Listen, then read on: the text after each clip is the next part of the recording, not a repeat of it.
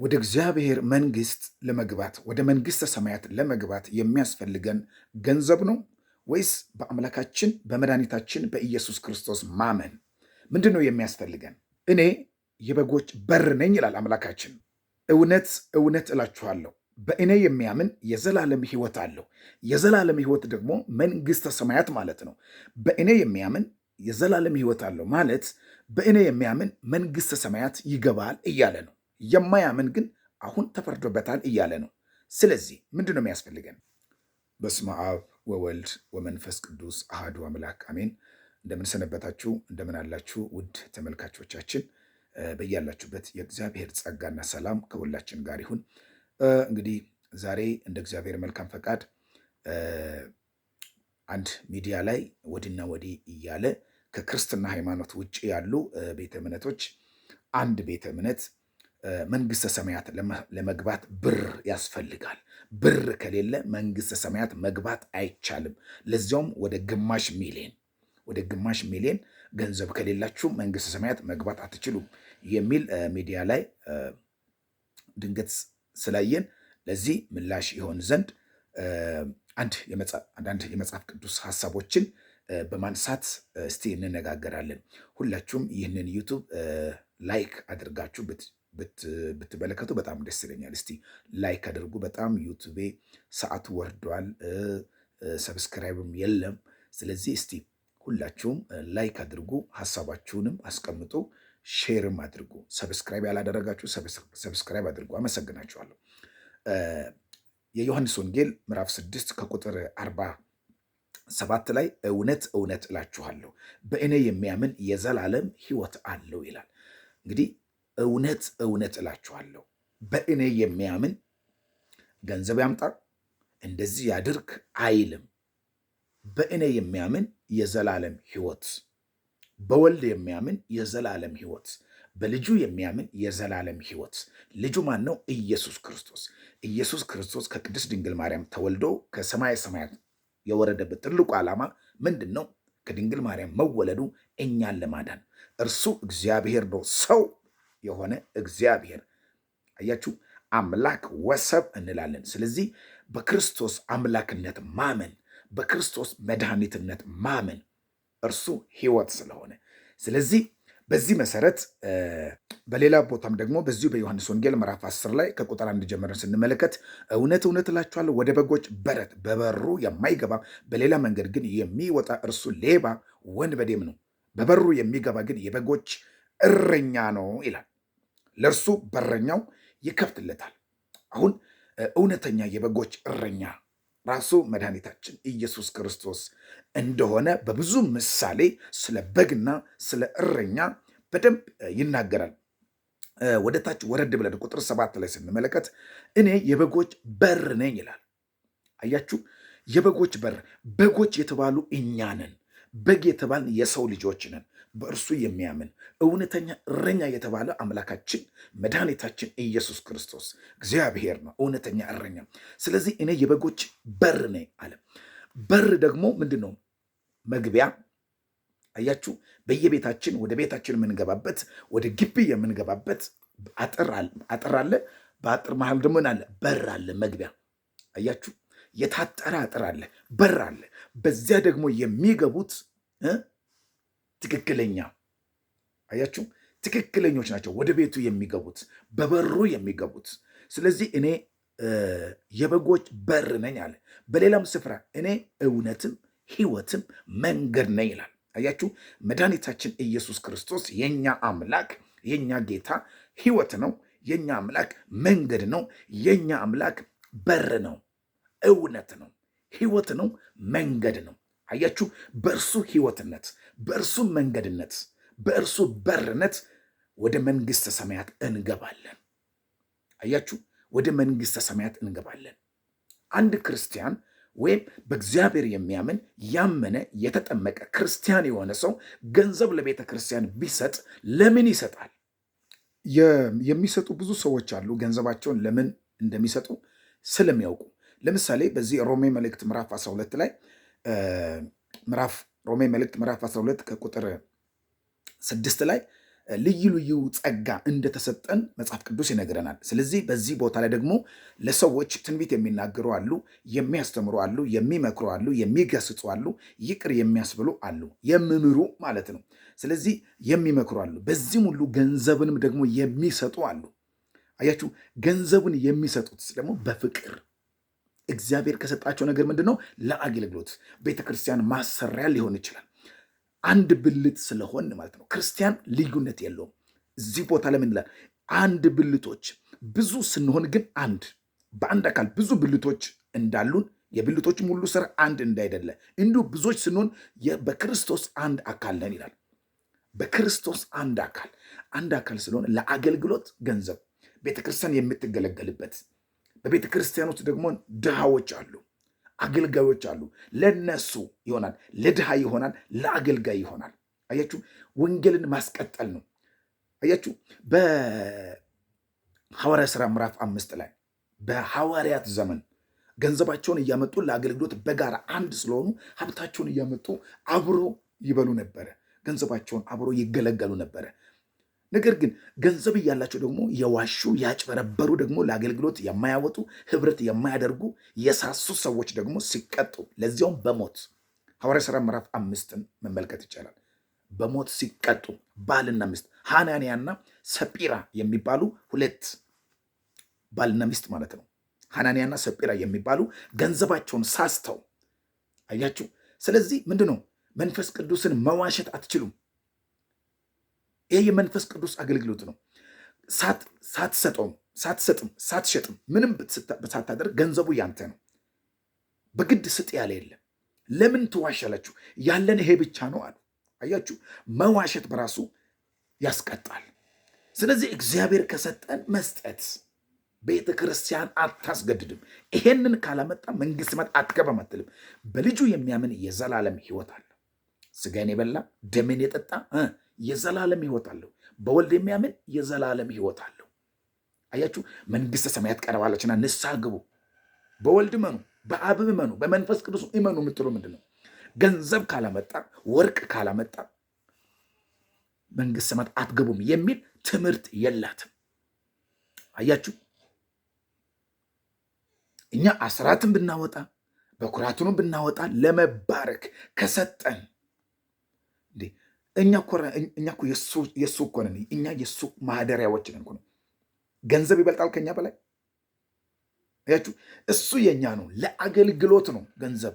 አስራትም ይሁን ስጦታም ይሁን ምንም እናድርግ ለአገልግሎት ነው። መንግስተ ሰማያት የሚገባው መንግስተ ሰማያት የምትወረሰው ግን ስናምን ነው። ለምሳሌ ቢሊየን ገንዘብ አንድ አሕዛብ ክርስቲያን ያልሆነ ሰው መጥቶ ገንዘቡን ቢሰጥ ገንዘብ መንግስተ ሰማያት አያስገባም። ወርቅ መንግስተ ሰማያት አያስገባም። ሚሊነር ገንዘብ ብትሰጥ፣ ቢሊየን ገንዘብ ለቤተ ክርስቲያን ብትሰጥ በልጁ በኢየሱስ ክርስቶስ ሳታምን መንግስተ ሰማያት መግባት አትችልም። መንግስተ ሰማያት የሚወረሰው በገንዘብ በወርቅ በሀብት አይደለም። ገንዘብ ስለሰጠ አይደለም፣ በልጁ በኢየሱስ ክርስቶስ ስታምን ነው። ባለማመናችሁ ምክንያት አሁን ተፈርዶባችኋል ይላል።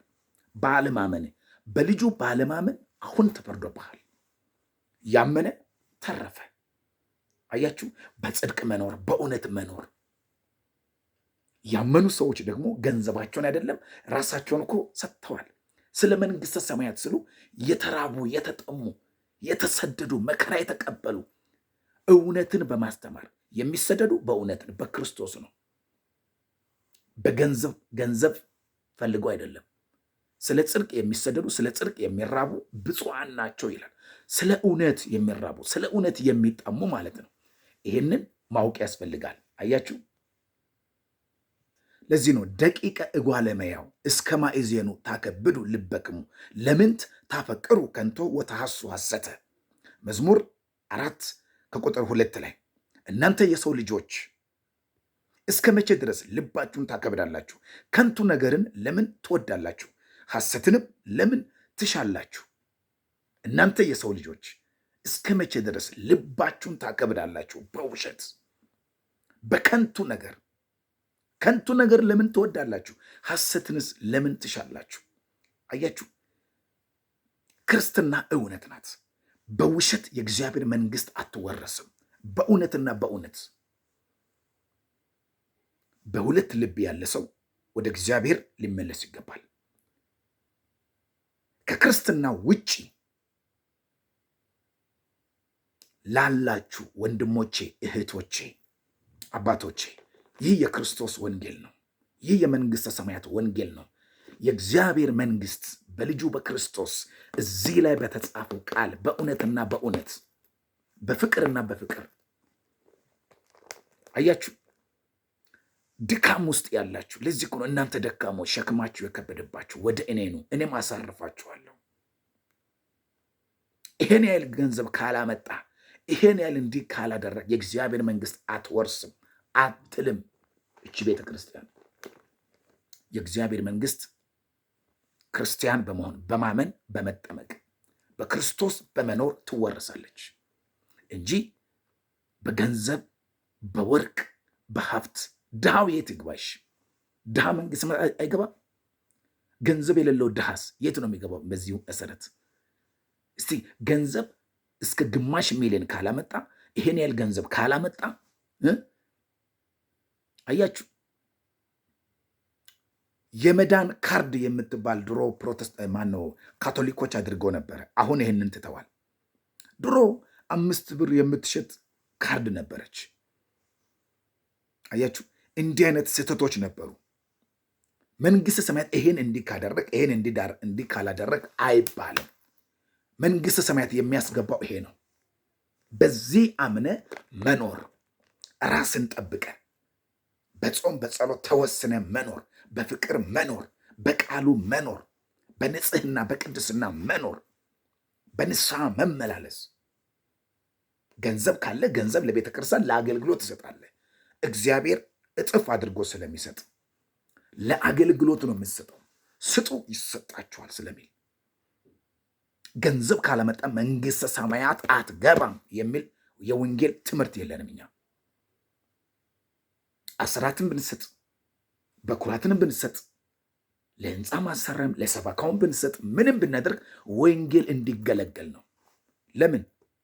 ቅድም ሮሜ መልእክት ላይ አንብበናል 12 ላይ ልዩ ልዩ ስጦታ በገንዘባቸው የሚያገለግሉ አሉ።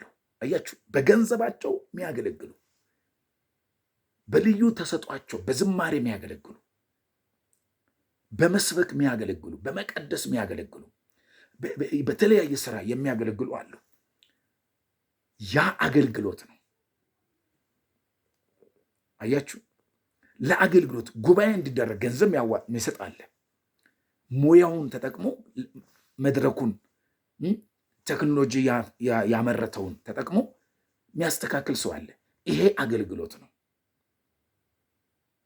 አያችሁ፣ መንግስተ ሰማያት ግን በልጁ በኢየሱስ ክርስቶስ በማመን ይወረሳል። ያመነ የተጠመቀ ይድናል። ያላመነ ግን ይፈረድበታል። ፍርዱም አሁን ነው። የመዳን ቀን ዛሬ ነው። የሆነ ሰዎች ገንዘብ እስከሚያገኙ ድረስ ምን ዋጋ አለ? በእኛ በሃይማኖታችን በክርስትናችን አያችሁ፣ ገንዘብ ከሌለ መንግስተ ሰማያት አትገባም የሚል የለ። ምጽዋት መስጠት ትችላለህ። ባለ ልክ ትሰጣለህ። አያችሁ፣ ባለ ልክ ትሰጣለህ።